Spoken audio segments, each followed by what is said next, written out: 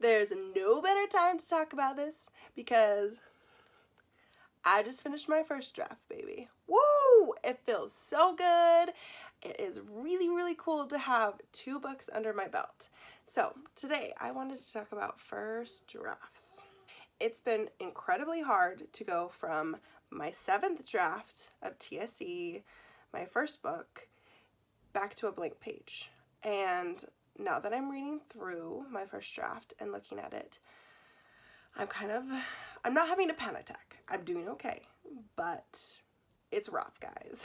Every day while writing my first chapter, I pretty much had to remind myself of this quote. Let me show you guys. It's by Shannon Hill, because she's awesome. So it's, I'm writing a first draft and reminding myself that I'm simply shoveling sand into a box so that later I can build castles. And that was really important to me as I was writing this first draft because I had gotten to Pitch Wars with my first book. I felt like I had expectations on myself. I knew a lot more. I knew nothing when I first wrote TSE. Absolutely nothing. And now I feel like I have read so many craft books and I've studied and had critique partners and beta readers. I should know better. And that kind of crippled me as I wrote my first draft. And so I want to talk about how first drafts should be more called like shuffling drafts. Okay, maybe that's a bad term. Let's call them gathering drafts. I like that better. So, to me, first drafts should just be called gathering drafts because you're just taking the sand and you're shoveling it in the box as fast as you can, and no one's judging you on how your sand lays in your sandbox because, like, who cares if it's lumpy? Who cares if it's uneven? Who cares if there's a cat turd in it? Whoops, I can't believe I just said that. What? I think my own insecurities of my first draft are leaking through. Anyways, don't get me wrong, I love my new first draft. I think it's funny how sometimes I see people who are like, my first draft is crap. And somehow they equate that to your first draft is bad, that you should hate it. No, like, I love my first draft. I love my book. I'm really excited about it. And on that same note, I can acknowledge that there's a little bit of crap in my first draft. And as I go in to edit it, I want to remind myself what a first draft truly looks like and why it's okay that it looks that way. So we're going to look way back at my first draft for TSE when I wrote it when I was a little bitty baby writer, and how it's changed and why it's okay. And hopefully that helps you guys because it's somebody else's writing, somebody else's problems. I don't know, learn from my mistakes. Now this is going to be a little bit hard because, spoilers, I can't like show you through my entire outline. I wish I could do that actually. And show you what I changed and how the plot progressed. But we'll look at things that we can. First, a little bit about my book. It is called These Silver Chains, but I usually refer to it as TSE. Hold your horses. I know that Jenna Moressi's book is also TSE. It's been pointed out to me a lot. I can use it too. It's okay. So, my first book is TSE, and it has been through a lot of drafts, and I was fortunate enough to get into Pitch Wars with it. I'm going to show you my little pitch so you can kind of know what it's about. So it's the gender-bent Robin Hood. When her friend nearly dies, 17-year-old Rhea steals to save her and realizes how corrupt the kingdom has become. Hungry for justice, she leads a band of outlaws and a socially anxious prince to seize power from the man who wields it, her father. So I started off this draft not knowing anything really about story structure. I just wanted to write a book. I had this book in my heart, and so I just started writing it. Well, 46 pages into it, I realized it might not be a good idea to start a young adult book off with a 9-year-old. It took me a little bit to realize that I had started way before the true story started. I know this is a common problem for a lot of writers, and I fell into that trap with my first book. I totally did. It was 100% backstory. It was cute. It was fun. Not that it was bad writing at all, but it wasn't the story that I needed to be telling. So I had to start over again and not scrap those 45 pages. Ooh, that's something I want to talk about. Sometimes we start in the wrong place, and that is okay. That was not a waste at all. Even though I could not use those 46 pages in my book, in my actual book, it was all backstory that taught me a lot about my characters. And I actually used quite a few snippets and references to that backstory. As a funny side note, I actually did this on purpose for my new WIP because I read Story Genius by Lisa Cron. And if you haven't read that, I highly recommend. One of these days I'll make a video on it because it's so good. She actually has you purposely write the backstory and figure out scenes that made your character who they are. And I had actually kind of done that with my first draft. So because of that, it wasn't wasted. I knew who my characters were, but it was important that I ended up getting rid of that. Okay, let's look into my first lines. My first try, so this is from the 46 pages that I scrapped, is it was lifting hour, though the dark hallways didn't show a hint of free spirits. Still, Nadir made sure to check over her shoulder and peek through the corners as she descended deeper into the castle. Now, the actual first draft that I count as first draft, these hunting games were never just games to her. They couldn't be, not when she was the only girl in the country learning to fight. She had to be perfect, absolutely perfect, before she showed her father. I mean, it's not horrible, but it's not super good. That was what it was before. And then my final draft, as of right now, it's when Rhea broke the rules, she shattered them and swept away the pieces. It was the only way to ensure she'd never be caught. Sneaking into the village alone was not a rule she enjoyed breaking, but Murray hadn't shown up to their meeting place yesterday, and by the spirits, Rhea would find out why. It's still not perfect, and I would still consider changing it. I think it's a little tell, not show, but that's the progression of my first lines from first draft to final draft. Now, how my world building changed. I think this was the biggest thing that changed between my first draft and my final draft. There wasn't any world building. I mean, I knew that it was an oppressed society, but that was it. And I just wrote it. So throughout my drafts of revising, I figured out that the world was working a certain way and how the rules affected my main character and how I could push the boundaries of those rules for my drafts, but I didn't need to know all of that. I know a lot of people say you need to know every single thing about your book before you begin drafting. I am in the camp that you do not. And that's coming from like misorganization, obsessive outliner girl. So I'm just saying, it's okay if your first draft doesn't have great world building. It's okay. As long as you know the basics, then you can get by. I think that is the key for first drafts. It's the basics. It's okay.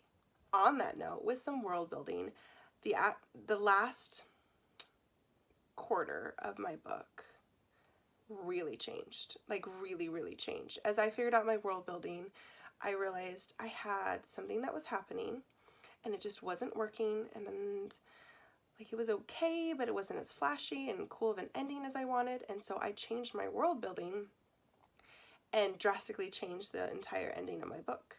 And I don't regret that I killed all of that from my first draft. I think I needed it just to explore that option and then realize that it wasn't right. Now on to characters. I'm really bad at characters. It's something I'm learning, but looking back at my first draft of my first book is pretty rough, guys. So, gear up.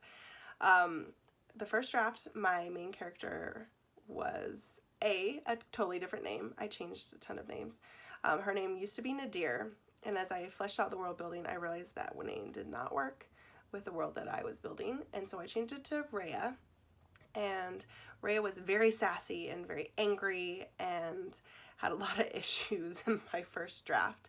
And I realized that wasn't the kind of Robin Hood figure that I wanted. I wanted a Robin Hood figure who was very selfless and brave, but like very determined to help others. And the sassiness just didn't work with it.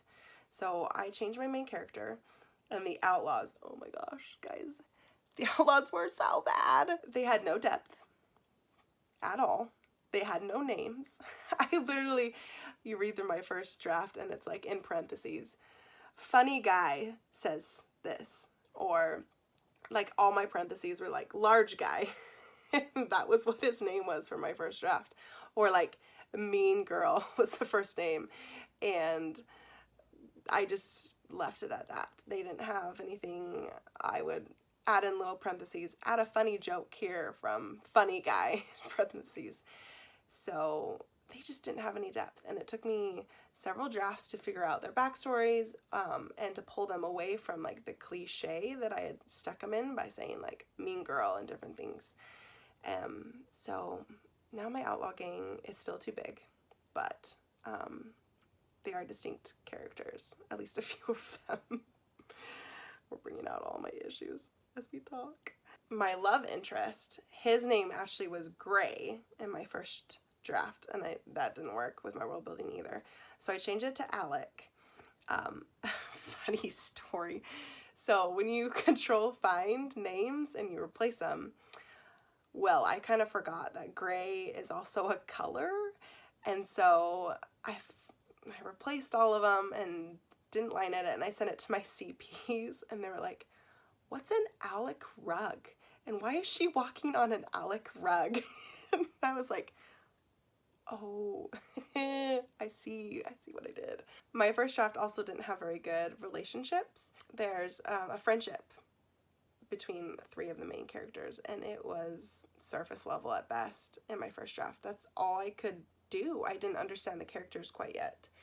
And it took me a while. It took me several drafts, and actually took till my Pitch Wars edits. Oh, my mentor just pushed me to really solidify the main character and her best friend, their relationship, and some of the scenes that I wrote for them in the last half of my book are some of the best scenes that I think I've written emotionally, and I really, really love their friendship now. So that started off from having basically nothing. It was all tell. I just told you that they were best friends and they did stuff together, but that was it. And off of that foundation, I was able to build a relationship that felt very believable to me and really impacted several of my readers that read it too. So it's good. If you have just a foundation of basics, you can build off of that, even with characters. We're not even going to talk about how bad my romance was. It was just bad. It was non-existent. I had, in parentheses, add a kiss scene here, like everywhere. All right, this is one of my favorite things, is let's talk about word counts and how they changed. My first draft was 72,134 words. So kind of low for a YA fantasy, but not horrid. Let's jump to my third draft, which was my largest draft that I had, was 97,770 words.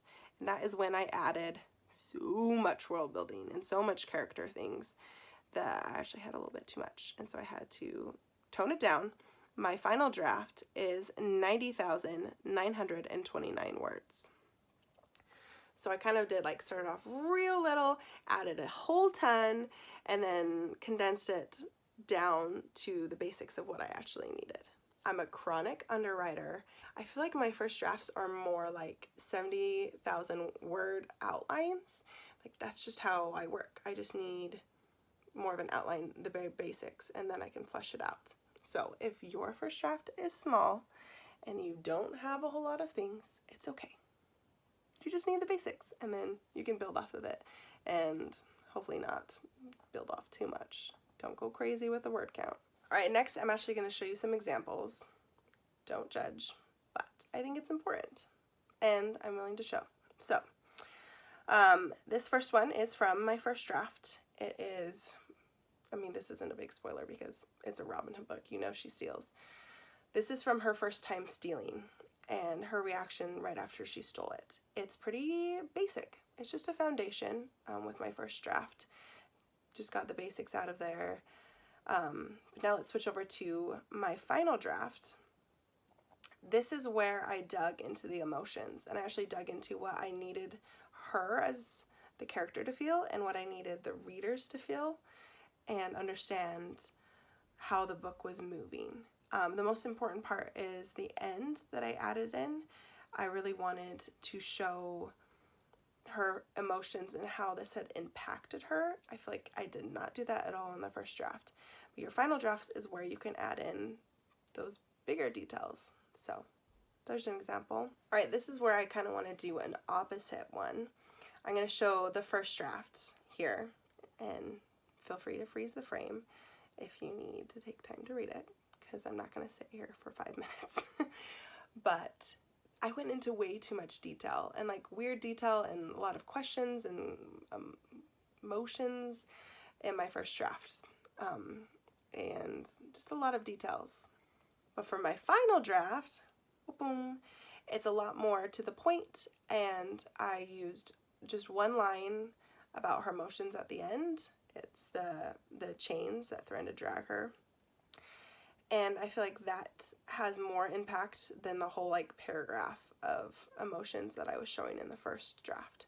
So sometimes like first drafts aren't always like you need to build on them. Sometimes you need to condense them, and so there's an example of that. So let's talk about the first draft of my new WIP. So I'm going to stop calling it WIP, and I'm going to tell you the title is Puzzle of Ash. So POA. I do believe first drafts get better. I wouldn't say it's perfect at all, like not even in the ballpark of being perfect, but I feel more comfortable with it, and I feel like it's a more solid foundation. This time around, I'm not cringing at every sentence that I read, and I'm not feeling about throwing out entire chapters. I threw out so many scenes in my first draft of TSC. This one, definitely better. I feel like it's more of a raw version of the book that I have in my head. So I just need to start fleshing it out so it can actually look like the book in my head, because it doesn't right now. The biggest thing, I want you guys to listen, the biggest thing that I want you to remember is first drafts are just for you. They're not what you're going to be publishing. At least you better not publish a first draft. Do not publish a first draft. This first draft is just for you to tell you the story, not your readers. You just need to get it from your head down. I said in one of my other videos that you can't pin down a story until it's penned down, and I totally believe in that. If you don't get your first draft down, you're not going to have anything to build off of. It doesn't matter if it's bad. So stop thinking that your first draft needs to be perfect for a reader, because it's not. And I do know, I do share snippets of my first draft with my critique partners, because sometimes I write a really fun scene that I'm really excited about, and I send it to them. And that's fine, because they're my friends, and they know the context that it's my first draft, so they're not going to judge me too much. But like, your first draft isn't to share. It's not to publish. It's just for you. So stop thinking that it needs to be perfect. The final book that I have for TSC is not the same as my first draft. It definitely has the foundation and bits and pieces of my first draft and a lot of the same scenes, but it's not the same book. And I'm so grateful for that. And I'm so grateful for just having the foundation that I was given for my first draft, even if I had no idea what I was doing and it was a whole jumbled mess. It got me to where I needed to be, and it got me to my final draft that I love now. And even though I'm having a hard time with POA and reading through my first draft, kind of is giving me anxiety because of all the different things that I need to fix. So many things I need to fix.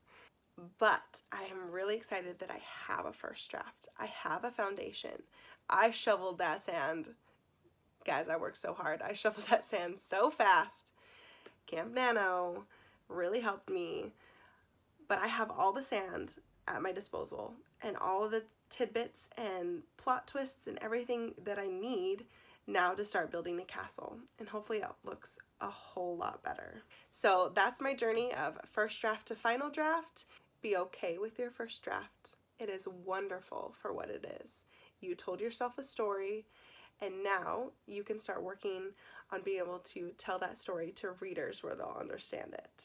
Hey guys, jumping in at the end because me and my family went to the beach. I'm like sitting there and I realized I didn't talk about my giveaway. So April's giveaway was 2 first chapter beta reads from me, and the winners are Mary Margaret and Jennifer Felton. I've emailed them. I'm really excited to read their words. And then don't forget to enter May's giveaway. It will be, if you're traditionally published, I'll be with your query and talk to you about any agents that you need help with, your agent list.